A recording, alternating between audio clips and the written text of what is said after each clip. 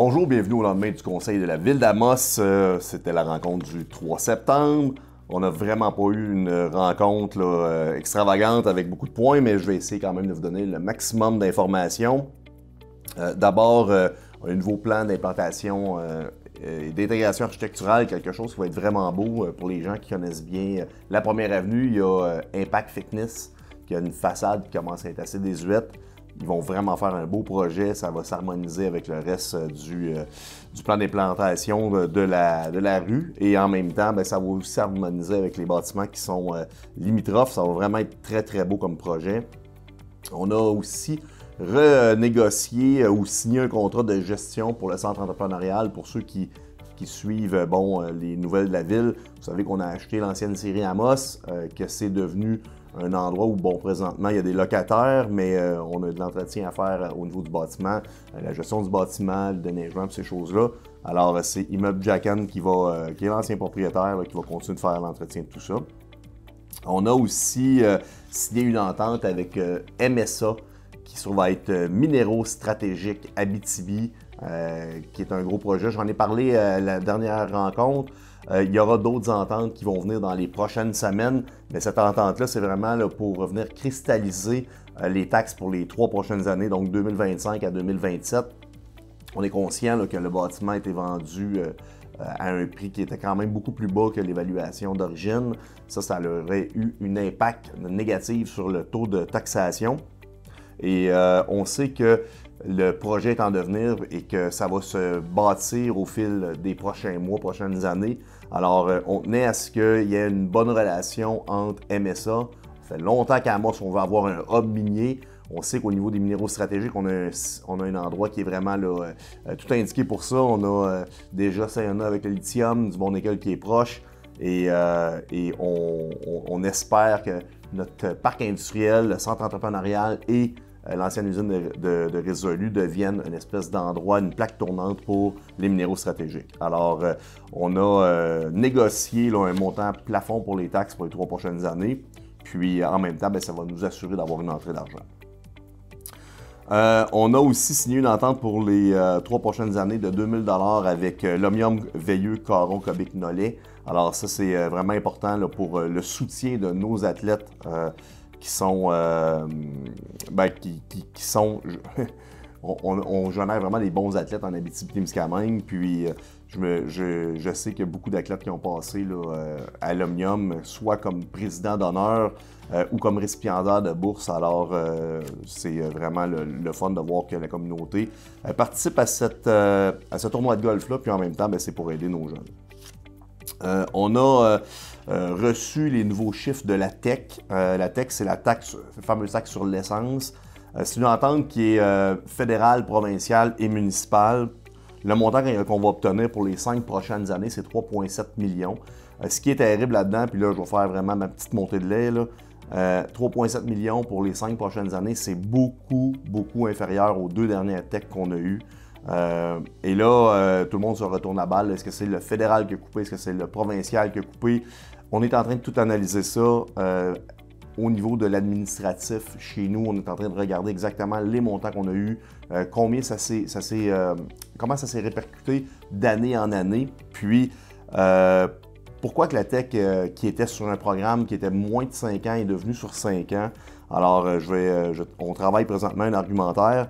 Mais une chose qui est certaine, c'est que dans les 15 dernières années, il y a eu une inflation. Les prix tout coûtent plus cher, les infrastructures coûtent plus cher, le béton coûte plus cher et on a moins d'argent.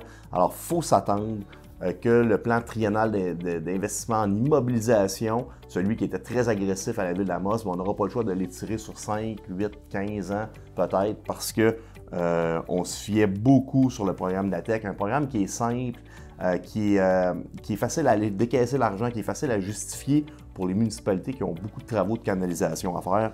Une municipalité, ville-centre comme Amos. En 4-13, on est venu un petit peu améliorer notre programme d'aide financière pour les sports de glace au complexe sportif. Peut-être pour faire un petit historique, là, à l'époque, on avait OSAM qui s'occupait du restaurant. Ça, c'est avant qu'on fasse la réfection du complexe sportif. Et eux, bon, les revenus générés par le restaurant allaient pour les sports de glace.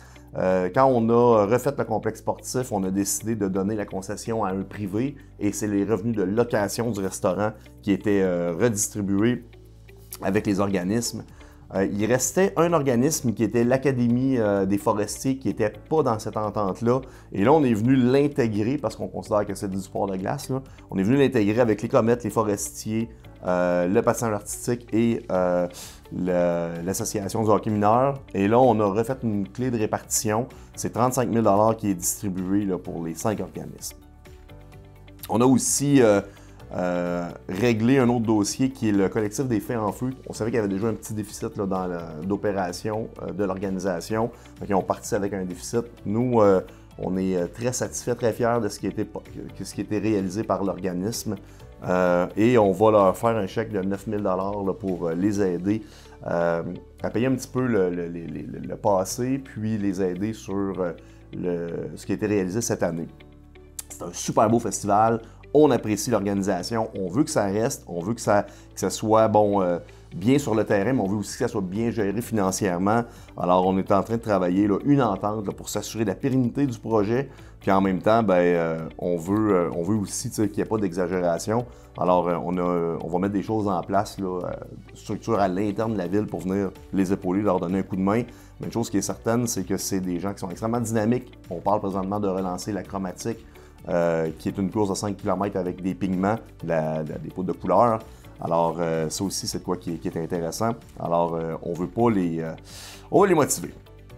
On a aussi créé le fameux poste en informatique. Ça, c'est le fun, c'est intéressant d'en parler parce que à la Ville-d'Amos, on avait un besoin pour un informaticien pour quelques jours par semaine. Et à la MRC d'Abitibi, on avait aussi besoin d'un informaticien pour quelques jours par semaine. Alors, on a décidé d'engager un poste complet à temps plein à la Ville-d'Amos qui va être prêté à la MRC. Donc, on va venir régler 2 problèmes avec une charge complète par semaine, alors qui va venir combler des problèmes en informatique. Et peut-être mentionner que dans les prochaines semaines, j'aurai la chance d'être à l'Union des municipalités du Québec, au caucus de cité régionale, et je vais faire justement une présentation en 3 temps qui va venir exprimer à quel point la MRC d'Abitibi et la Ville-d'Amos et ses municipalités rurales, on travaille en concordance, puis on travaille main dans la main présentement sur différents plans. On fait des ententes particulières, entre autres pour des prêts de personnel. On fait aussi des regroupements de services. Alors, je pense que c'est important de parler de nos bons coups. C'est important que les collègues de municipalités qui sont partout au Québec, qui vivent un peu les mêmes situations, les mêmes problématiques, qui voient des études de cas positifs qui fonctionnent bien. Sinon, ça fait pas mal le tour. C'était pas une rencontre qui était qui avait pas beaucoup plus de points que ça. Ça reste que bon, on est relancé pour la saison. Puis je peux vous assurer que dans les prochaines semaines, je vais avoir à me déplacer à plusieurs reprises pour travailler soit avec l'UMQ et la FQM. Il y aura aussi une présence là, au CIVIM, qui est une organisation qui fait de l'innovation technologique. Donc, pour ceux qui suivent un peu, l'année passée, on était en Europe. Cette année, ce sera à Drummondville. Et on espère peut-être les accueillir dans la MRC de l'Abitibi dans les prochaines années.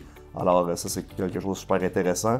Puis en même temps, les budgets vont commencer. Alors, ce sera... je vais vous dire que les semaines vont défiler là, jusqu'à Noël. Alors, je vous souhaite une belle semaine, puis on se revoit dans 2 semaines. La prochaine séance, c'est le 16 septembre. Bonjour tout le monde.